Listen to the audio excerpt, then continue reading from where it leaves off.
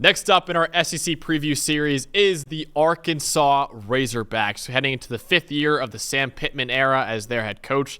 Had a 16-10 record, Dalton, over 2021 and 2022, but they plummeted to a 4-8 record this past season. Had the third worst offense in the SEC after placing sixth across the prior 2 years. Really a lot of new pieces on offense as well. Defense has intriguing talent at all three levels, but they really need a lot of help offensively. And Sam Pittman is really on the hot seat right now. He was a little bit on the hot seat last year too, kept his job heading into another year. He's on the hot seat now, heading into his fifth season right now. But I think the biggest strength of this Arkansas team is defending the run. Their defensive line consistently made plays in the backfield last year. Across their D tackles and edge defenders, they had 41 tackles for loss or no gain, which was the second most among SEC schools last year. And 4 of those 5 defensive linemen that played 300 snaps return as well. So they brought back a really, really experienced defensive line and a guy in Landon Jackson who some people think is going to be a first-round pick in the 2025 NFL draft. We'll talk about in a little bit as well. So the defending the run, I think, is a really big plus up front with Arkansas. The weakness, and we'll get into this with the quarterback breakdown, is kind of an underwhelming passing game, man. Talon Green was 120th in passing grade last year at 60.2. They brought back their top 8 pass catchers, but get this, Dalton. Brought back their top 8 pass catchers. Only one of them had more than 400 yards last year. So, they brought back a lot of experience in their receiving core, but, man, it wasn't like it was a lot of great experience, right? So, they also were 99th in pass blocking grade last year as well, and they are projected to start 2 transfers on the offensive line who have never been full-time starters either. So a lot of questions offensively in that passing game with the quarterback, with their receiving core, with the offensive line. A lot of questions about that. But tell me more about the quarterback, Dalton. Their new quarterback with KJ Jefferson going to UCF. Tell me about Talon Green, the Boise State transfer.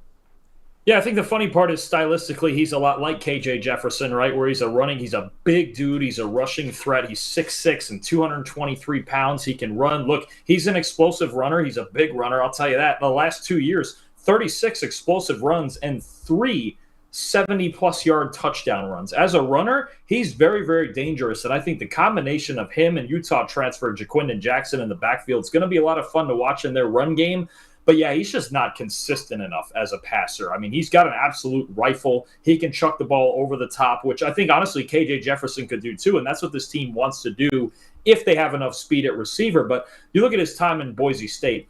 He had 6 games where he earned an 80-plus grade and 7 that he earned a sub-55. So he's a very high variance passer. He doesn't always see like defenders in intermediate windows, but he is what he is. He's a really imposing runner, 6'6", 223, really, really good speed. If they play this right and he gets loose in the run game, they're going to want to run the ball as much as possible and then chuck it over the top. It's just a lot of the other passing concepts, especially in the drop back game and under 20 yards where he has to throw balls into windows. It's a problem, right? He just doesn't see all of the defenders, especially in zone defenses sometimes. But I think stylistically he's very similar to Jefferson. I don't know if he can be as good as Jefferson, but it's very clear that with Talon Green in there at quarterback, this offense is going to be just the foundation of it's going to be the running game. Yeah, and easily his best receiver is going to be Andrew Armstrong, who was really, really good at Texas A&M Commerce in the FCS in 2022, tied for 6th in the FCS with 13 receiving touchdowns. And this past year, he had 764 receiving yards, which I mentioned before. That was 413 more than the next closest Arkansas Razorback. So he was clearly the top option for Arkansas last year. He's a big receiver, 6'4", with great speed as well. According to our GPS tracking, he had a top speed of 21.9 miles per hour. That is blazing speed for a bigger receiver at 6'4". He also only dropped 2 of his 59 catchable targets as well. So really, really good hands, size, speed freak, man, and should be easily the top option for Talon Green and Arkansas in the passing game once again as a redshirt senior this upcoming season. Yeah, and you mentioned, if they're able to run the ball, this is going to be a run and stop the run team. And you mentioned their ability to stop the run earlier. And with Landon Jackson off the edge, I'll tell you what, you just look at this guy coming off the bus at 6'7" and 280, and you go, oh, no, we're not running his way. No way. Excellent run defender, a guy that teams with his body and his strength and his length are going to project very, very highly. to the NFL game, and he's just got to get a little more twitchy in the pass rush game. But the biggest reason that Arkansas has got a solid run defense and you've got to get over the top on him is Landon Jackson. I mean, he's one of those we've talked about, like a Deion Walker before being the first guy off the bus. Landon Jackson is their first guy off the bus. He's tough as nails, and you are not moving him, especially in the run game. Yeah, dude, 6'7", 282 pounds as an edge defender. Crazy stuff. And we don't have him as a first-round pick right now because of how inefficient he was as a pass rusher last year. But as a run defender, he's really, really good and could be a first-round player with how good his tools are and how high his ceiling is as well.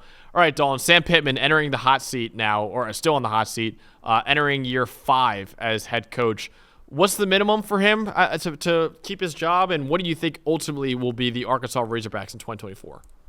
He may have to make a bowl game, and you have to set that foundation on running and stopping the run, which they've done in prior years, but they've also kind of regressed as a team. The one thing I saw with last year's team is this offensive line was not as good as we'd seen in previous years, right? And Arkansas traditionally has very good offensive line. There's a lot of talent. I think about a Frank Ragnow who's been in the NFL for a while now and guys like that. But last year, there was the first year in a while their offensive line really wasn't good. So if that can get better, they can base things around the run game. Look, Jaquindon Jackson's pretty darn good. Mm-hmm. Taylon Green's a really good runner. I won't deny that. And they can stop the run. You can give yourself a chance, and they can be that kind of like Kentucky, where they can just be that physical, grind you down, win low-scoring games kind of team.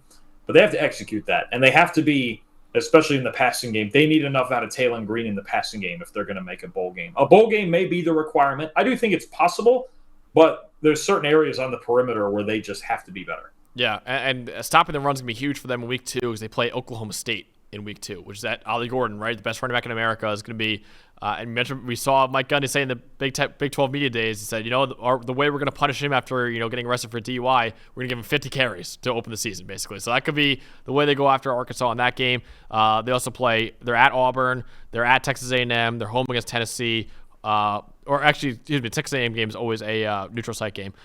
They are home against LSU, and they are home against Ole Miss, home against Texas, and at Missouri. And that's like 8 games, dude. That's like tough 8-9 games. So I don't see them making a bowl game, and if they don't make a bowl game, I agree with you. They probably move on from Sam Pittman as their head coach, but it's going to be interesting to see what Arkansas can do. They have talent at all 3 levels of the defense, but they're going to have some serious offensive concerns, especially in the passing game next year, to bounce back from what was a rough 2023 season. That's what we got for our preview of Arkansas heading into 2024.